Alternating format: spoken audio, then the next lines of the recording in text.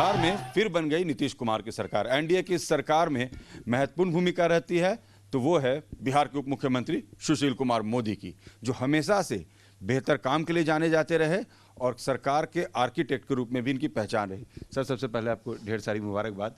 और अब इस जीत को आप कैसे देखें? देखिए, लोगों ने स्पष्ट जनादेश दिया है, लोगों ने विकास के नाम पर वोट दिया है। देखिए, हम लोगों के पास गए थे कि ये 15 साल में हम लोगों ने काम किया है। घर घर बिजली पहुंची, गाँव तक सड़कें पहुंची, नल जल योजना, गली नली योजना, ड्रिंकिंग वाटर सप्लाई, कोरोना को जिस तरह से नियंत्रित करके दिखलाया हम लोगों ने। जो प्रवासी मजदूर आए थे उनको जिस तरह केंद्र राज्य दोनों ने मिलकर घरों तक पहुंचाया। तो ये तमाम जो डेवलपमेंट के मुद्दे, हम लोगों ने कभी हम ट्रैक से उतरे नहीं। हम उनके पास कोई डेवलपमेंट का मुद्दा नहीं था, क्योंकि उनको जब 15 साल मौका मिला कुछ नहीं कर पाए।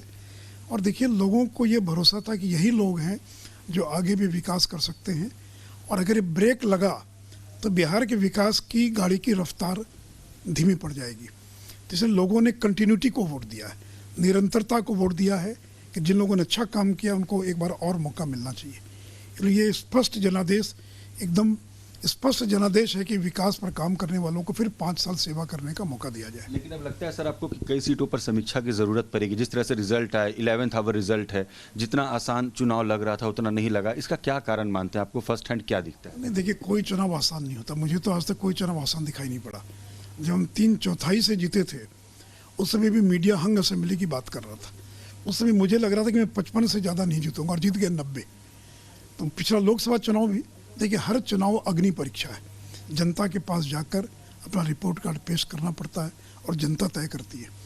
तो आज तक कोई चुनाव केक वॉक नहीं है कि आप पैदल गए और सत्ता की कुर्सी पर जाकर बैठ गए। तो ये उस प्रकार का चुनाव था, लेकिन हम लोगों को कोई कन्फ्यूज़न नहीं था।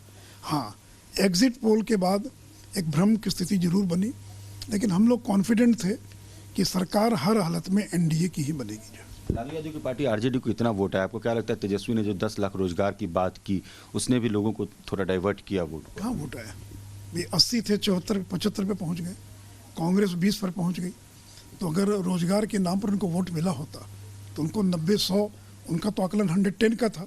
मुझे मालूम है कि उनके रणनीतिकारों का आकलन था कि 110 सीट मिलने जा रही है आरजेडी को। वो तो 75 पर रुक गए। कांग्रेस तो 20 पर आ गई है 70 सीट लड़ने के बाद। तो कहाँ लोगों ने वोट दिया? देखिए, केवल घोषणा कर देने से, छाती पीट कर जोर जोर से बोल देने से लोग वोट नहीं देते। लोग ये जानना चाहते हैं कि आपकी पार्टी का ट्रैक रिकॉर्ड क्या है।